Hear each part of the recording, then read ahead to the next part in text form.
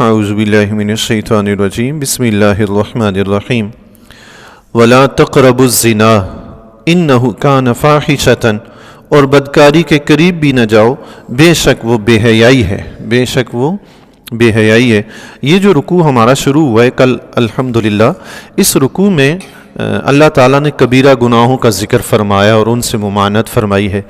آج اس کا ذکر ہو رہا ہے، آپ کی توجہ چاہیے ہوگی مجھے، انتہائی سخت قسم کا گناہ ہے۔ اس میں دنیا میں بھی انسان سزا میں گرفتار ہوتا ہے، آخرت میں بھی، وہ ہے بدکاری۔ اللہ تعالیٰ نے مرد کو اپنی خواہش پوری کرنے کے لیے ایک راستہ بتا دیا ہے، نکاح کا۔ نکاح کے ذریعے مرد اپنی خواہش پوری کر سکتا ہے، عورت اپنی خواہش پوری کر سکتی ہے۔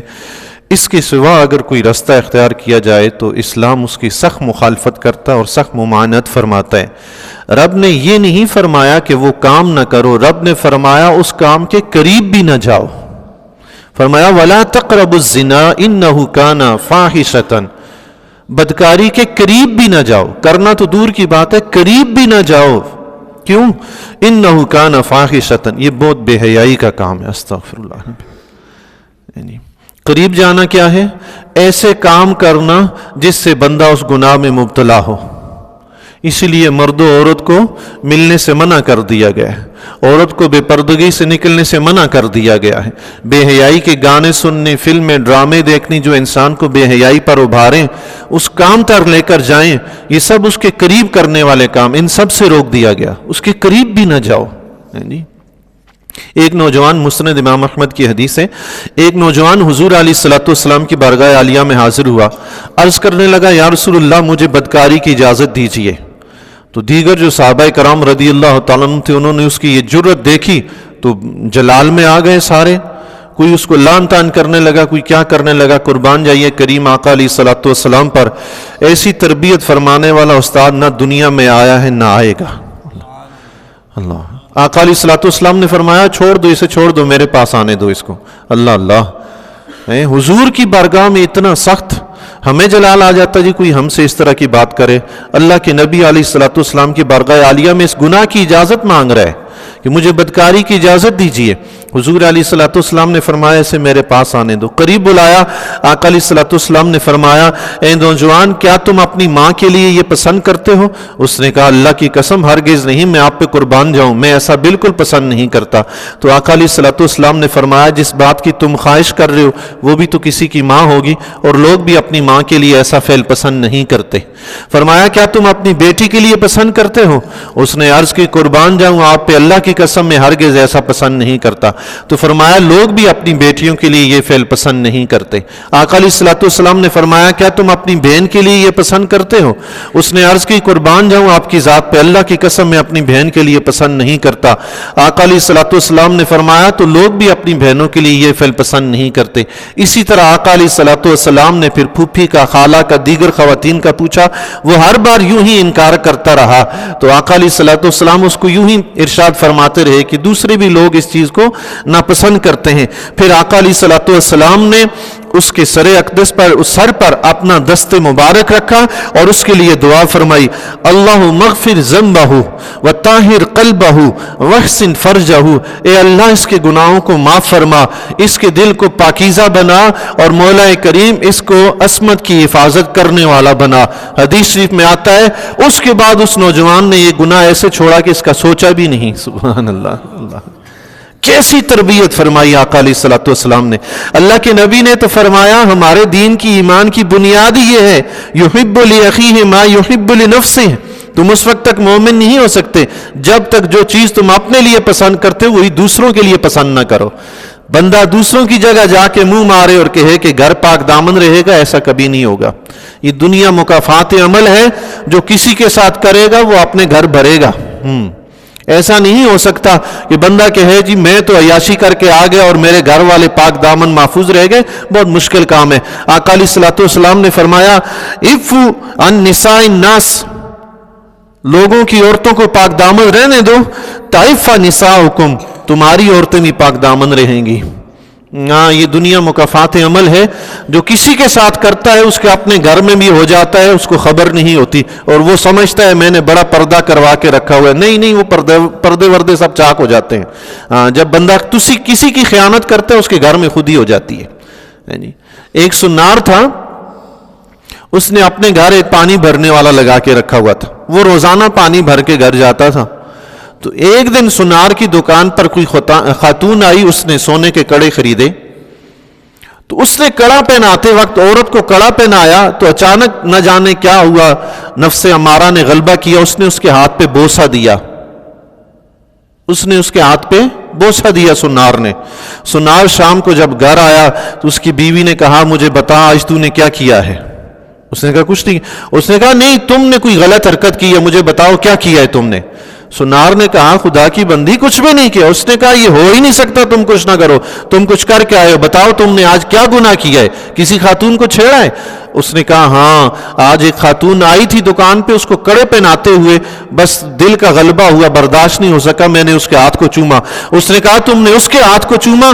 آج تک جو شخص پانی بھرنے کے لیے تمہارے گھر آتا تھا نا، آج تک اس نے کوئی حرکت نہیں کی. آج جب میں پانی لینے لگی تو اس نے بھی کھینچ کر میرے ہاتھ پہ بوسہ دیا ہے. تم نے وہاں کیا، اللہ نے تمہارے گھر کروا دیا. اللہ دنیا مکافات عمل ہے. کوئی جتنا مرضی ہوشیار بنتا رہے، عقل مند چالاک دانا بنتا رہے، نہیں، دنیا مکافات عمل ہے. جو باہر کر کے آئے گا وہ گھر میں بھگتے گا، اس کو خبر نہیں ہوگی.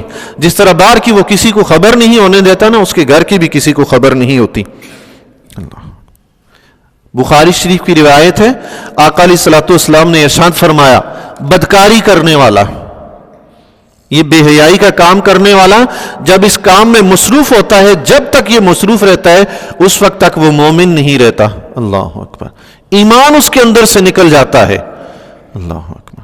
بعد میں توبہ کی توفیق نصیب ہو جائے تو ایمان پلٹ آئے گا، ورنہ ایمان سے گیا. سن 2005 میں مجھے ایک مدرسے میں 5-6 مہینے پڑھانے کی سعادت نصیب ہوئی. وہاں کے جو پرنسپل صاحب تھے جن کا مدرسہ تھا، وہ اکثر غسل کرتے وقت بہت جلدی کیا کرتے تھے، اور ان کا کہنا یہ تھا حضرت میں جلدی اس لیے کرتا ہوں کہ موت کا پتہ نہیں کہ یہ اندر اس حالت میں موت نہ آ جائے. جو بندہ بدکاری میں مصروف ہے اس کو پتہ ہے کہ موت آنے والی ہے، بلڈنگ اوپر سے گرے اوپر، وہی فنا اسی حالت میں قیامت کے دن اٹھے، ایمان بھی پاس نہیں ہے. اللہ اکبر. ایمان ایسی قیمتی چیز ہے میرے بھائی، اس کا نعم البدل کوئی نہیں، کوئی چیز نہیں اس کا نعم البدل. ایمان کی حفاظت فرمائیے. حدیث شریف میں آتا ہے کہ جس قوم میں یہ بیماری، یہ مرض عام ہوتا ہے، اس قوم میں کثرت سے اموات بھی ہونے لگتی ہیں، قتل و غارت عام ہو جاتا ہے، اور وہ قوم تنگدستی میں مبتلا ہو جاتی ہے، قحط سالی میں. آج کیا ہے؟ ہم اپنے پاکستان میں ہی دیکھ لیں، ہر طرف قتل و غارت گری اور تنگدستی کا رونا، ہر طرف یہی حال ہے نا. اسی پہ کنٹرول کر لیں انشاءاللہ پاکستان میں امن آ جائے گا. اسی پہ کنٹرول. اللہ. ایک بابا جی تھے، حدیث شریف میں آتا ہے کہ قیامت کے دن ایسے بدکار کو جو اس بدکاری میں مبتلا ہوتا ہے آسام میں ڈالا جائے گا. وہ آسام کیا ہوتا ہے؟ بعض نے فرمایا کہ جہنم کی ایک وادی ہے، بعض نے فرمایا کہ جہنم کی ایک غار ہے. جو بھی ہو ہے جہنم کی، مطلب ایسا بندہ جائے گا جہنم ہی. فرمایا جہنم کا ایک غار ہے، اس غار میں یہ سارے مرد و عورت ڈالے جائیں گے جو بدکاری میں مصروف ہوتے ہیں، مبتلا ہوتے ہیں. فرمایا وہ جہنم میں ایسا غار ہے جب اس کا منہ کھولا جائے گا تو ان کی بدبو سے جہنمی اگرچہ جہنم کے عذاب میں مبتلا ہیں مگر ان کی بدبو سے وہ بھی چیخ اٹھیں گے، اتنی گندی بدبو ہوگی ان کی. جہنم میں بھی بدبو نہیں جائے گی. اللہ اکبر.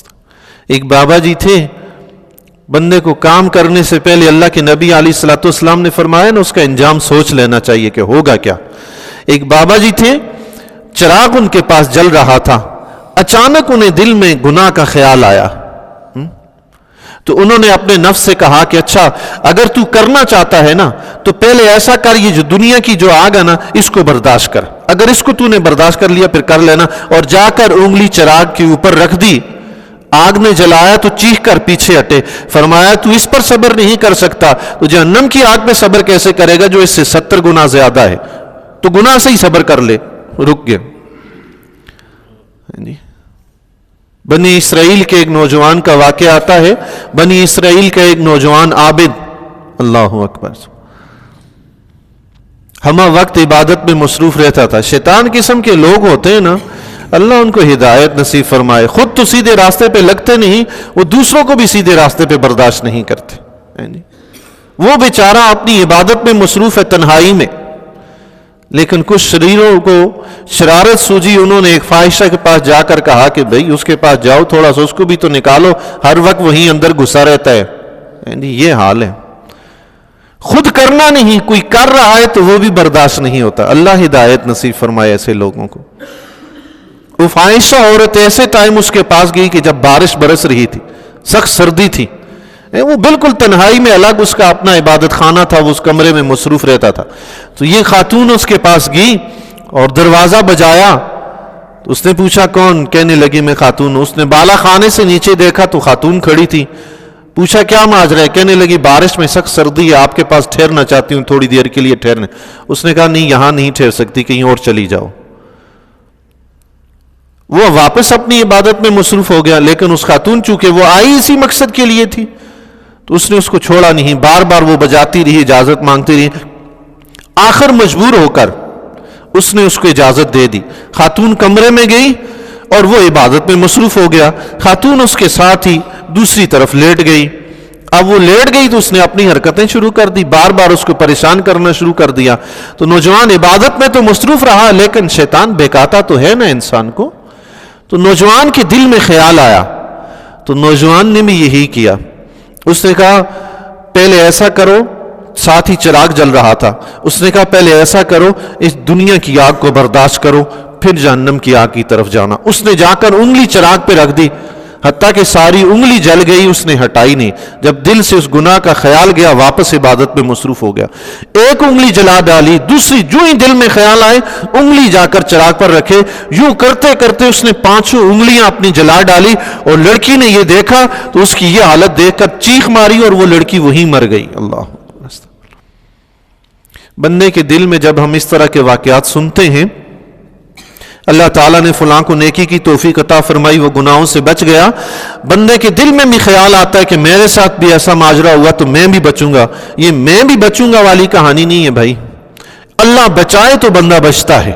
ہمیشہ رب سے توفیق مانگے کہ مولا ایسے گناہوں کے قریب بھی نہ جانے دے، اور اگر چلے جائیں تو مولا تو ہی ہمیں واپس لا اس، کیونکہ اس کی توفیق کے بغیر یہ ممکن نہیں ہے. جی اللہ تبارک و تعالی ہمیں ہر قسم کے گناہوں سے بچنے کی توفیق عطا فرمائے. اور رب کائنات نے ارشاد فرمایا لا تقربوا الزنا انہ کان فاحشۃ، بدکاری کے قریب بھی نہ جاؤ، بے شک بے حیائی ہے، وساء سبیلا، اور بہت ہی برا راستہ ہے.